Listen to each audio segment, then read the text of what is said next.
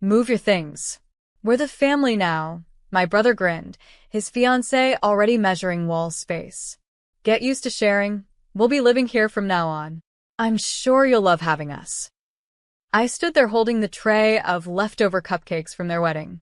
In my kitchen. In my apartment. They had used it as their wedding venue last weekend. Free space, free view, free everything. I hosted, cleaned, smiled. And somehow, I was now the uninvited guest in my own home. My name is Eden Waverly. I'm 29. And if you think you know how this ends, stay tuned. Because what happens when politeness becomes the rope they use to choke you?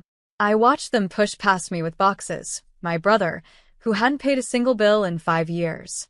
His new wife, acting like she'd won a prize instead of married into debt. They waved at my neighbors like they'd just bought the place. I didn't raise my voice. I didn't argue. I just walked outside and nodded. That was the signal. My lawyer, parked at the curb in a black car, stepped out. He carried a folder. Inside, the lease termination letter, the cease and desist, and a formal trespassing notice. See, what they didn't know was this. I don't just own this apartment. I own the building. The papers were served before they could finish unpacking.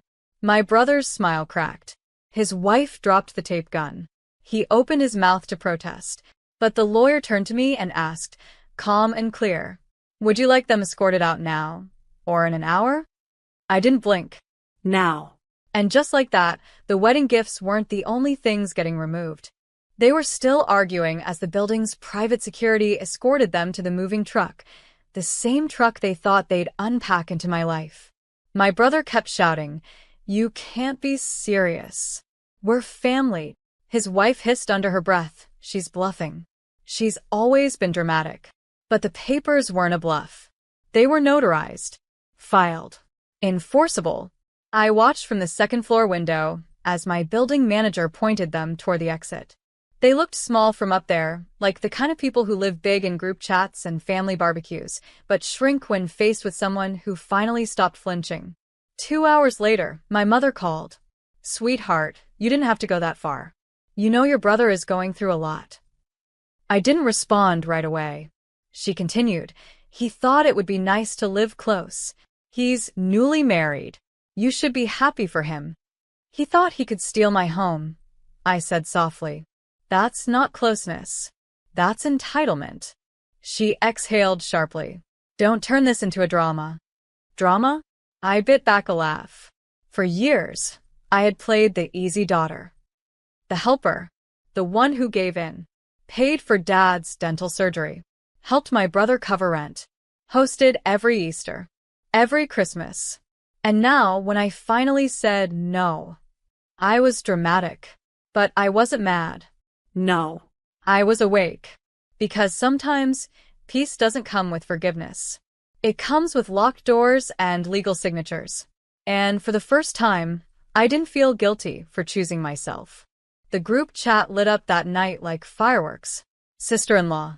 Some people think money makes them better than family. Sad. Mom. She always thought she was smarter than the rest of us. Guess she's proving it. Uncle Ron chimed in. Wasn't that apartment given to her in the will? That's family property. Family property? No. It was my investment. My sweat, my late nights, my side gigs stacked on top of a full-time job to buy this building before I turned 28. No help. No handouts. I watched them type lie after lie, all while sipping tea in the penthouse unit. The irony? They only loved this building after seeing wedding photos on social media. Now it was ours. I didn't respond, but I did forward screenshots to my lawyer, just in case they tried something stupid. And stupid came quickly. The next morning, my brother showed up again, this time with our mother. She rang the bell like she was ordering brunch. When I opened the door, she said sweetly, "We just want to talk, honey."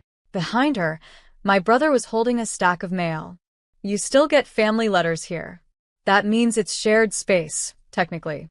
I didn't flinch. Instead, I stepped outside and closed the door behind me.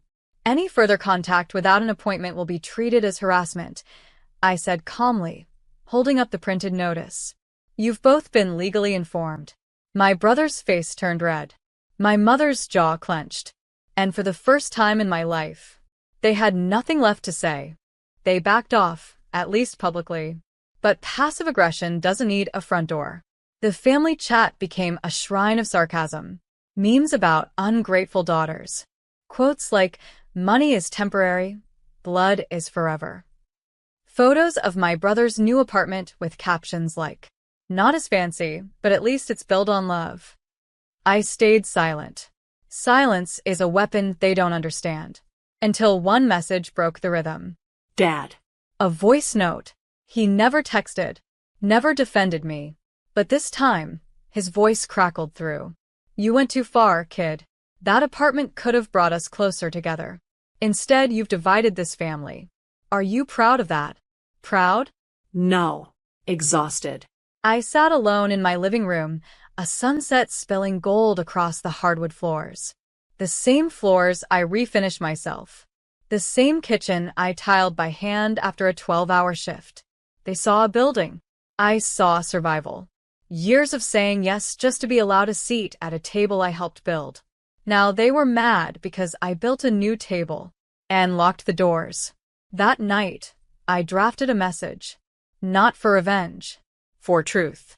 To anyone who thinks I owe them space, time, or property, ask yourself when you last offered me help without strings. You remember holidays I hosted, but forget who cleaned up after your children, who paid the bills when no one else could. I'm not angry. I'm done. I hit send and went for a walk. Behind me, my phone buzzed nonstop. But for once, I didn't need to read it, because I already knew. A silence that speaks truth is louder than any screaming room. The fallout was immediate. Uncle Ron left the chat. My cousin Sarah texted privately. "You're so brave. I wish I could do what you did." But the rest? They did what people always do when control slips away. They rewrote the story. Now I was mentally unstable, ungrateful, even possessed by bitterness. They didn't just want my apartment. They wanted the version of me that would hand it over with a smile and bake a pie after. The version who laughed at being used. That version no longer existed. But I didn't gloat. I got busy. I scheduled an inspection. Updated all the building's locks. Installed security cameras, motion lights, new signage. Legally posted a notice. Private property. Trespassers will be prosecuted. Then I got an email from a reporter. She'd seen my public message making waves in a local community forum. Apparently, other women were commenting. Same thing happened to me. I thought I was crazy until I read this. "You're not alone." The reporter asked for an interview. I hesitated, then said yes. Not for fame. For power. For every daughter who was told, "Give us everything, and if you ask for respect in return, we'll call you selfish." The article dropped on a Friday. Headline: Not ungrateful, just done. How one woman took back her voice and her property. That same day, I got a call from a lawyer I didn't recognize. "Your family's been circulating rumors that you committed fraud to buy the apartment. Want help filing a defamation suit?" I smiled. I'd been silent long enough. Now they were going to learn. A boundary isn't disrespectful. It's the start of self-respect. I didn't sue. Not yet. Because lawsuits give them a stage. And I wasn't offering tickets to my pain anymore. But I did file a cease and desist. Through the very lawyer they mocked years ago, when I said I wanted legal protection for my apartment. Funny how quickly silence becomes credibility. When it's printed on official stationery, the gossip slowed. But one person didn't stop. My brother. He sent a long message. 4 paragraphs. Guilt masquerading as love. "You know I didn't mean to hurt you. I was trying to build something. I thought we could share. You have more than enough. Can't we be family again?" Family. They always dangle that word like a shiny fishing hook. But I was done swallowing barbed bait. I didn't reply. Instead, I sent one sentence to my lawyer. "Please begin drafting the ownership transfer clause reversal." Because here's the twist. Years ago, out of fear and love, I'd added his name to a shared inheritance clause. Not full ownership, but a foothold. I'd forgotten. He hadn't. He exploited it. But now? Now I had receipts, evidence, documentation of his attempted coercion. My lawyer called it textbook manipulation bordering on exploitation of trust. The reversal would take a few weeks, but it was in motion. And while the papers moved through the system, I moved through something too. A quiet, slow rebirth. I painted the front door blue, replaced the living room couch, got rid of the family photo wall, hung up landscapes instead. And every evening, I lit one candle. Same time. Same spot. Not for them. For me. Because healing isn't loud. It's ritual, repetition, and reclaiming space one peaceful inch at a time. 3 weeks later, I received the envelope. Thin. White. Quietly powerful. Inside it, the final approval. The reversal clause had been accepted. His name? Removed. Permanently. No more loopholes. No more visits. No more pretending shared blood means shared ownership. I placed the document on my kitchen table, then made myself a coffee like it was any other Tuesday. Because that's what healing feels like when you've earned it. Normal. Quiet. Complete. I didn't call anyone. I didn't announce it online. But my brother knew, because he showed up that evening. No moving truck. No suit. Just him. And a bouquet of cheap flowers, already wilting. He stood at the edge of the driveway, unsure. "Can we talk?" he asked, eyes darting toward the front door. I stepped outside. Closed the door behind me. Again. "This place means a lot to me," he said. "It's where we had holidays. It's where Dad."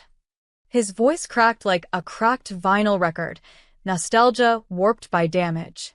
"You tried to steal it," I said softly. "Not once. Repeatedly." He looked down. I was desperate. "Things aren't great at home." "I'm not your emergency exit," I replied. "And I'm definitely not your backup plan." He took a step closer. I didn't move. Because this time, I wasn't going to shrink just to avoid his guilt. He offered the flowers. I didn't take them. Instead, I opened the mailbox beside us and placed them inside. "Next time, write a letter," I said. "If I feel like reading it, I will." Then I walked back inside, locked the door behind me, and lit my candle. Because peace isn't always loud. Sometimes it sounds like a door clicking shut and staying that way. The next morning, I opened the blinds and let the light flood the apartment. My apartment. Every inch of it was earned, not just through documents and lawyers, but through boundaries no one thought I'd ever enforce. I stood in the living room where he'd once rolled in that oversized suitcase like he owned the place. Now it was quiet. Still. Mine. I watered the plant near the window, the one Mom gave me years ago, and forgot she had. It had survived 3 repottings, 2 droughts, and 1 near-death winter. Somehow it still bloomed. Kind of like me. Later that afternoon, I passed by the mailbox and noticed the flowers were gone. But a note had replaced them. "I'm sorry. You were right. I was wrong." J. No excuses. No manipulation. Just 6 words. Enough? No. But a beginning. I didn't reply. Because closure doesn't always mean reopening the conversation. Sometimes it's choosing peace over performance. Dignity over drama. That night, I sat on the balcony, watching the city breathe beneath me. My neighbor's wind chime swayed like it always did, soft and irregular. I never noticed how peaceful it sounded before. For years, I was the family's doormat in heels, smiling, bending, accommodating. But now? Now I live in a home with locks I trust, walls I own, and silence that doesn't hurt. My story isn't revenge. It's reclamation. Not because I shut them out, but because I finally let myself in. The last door they slammed was the first door I truly closed, and that's where healing began.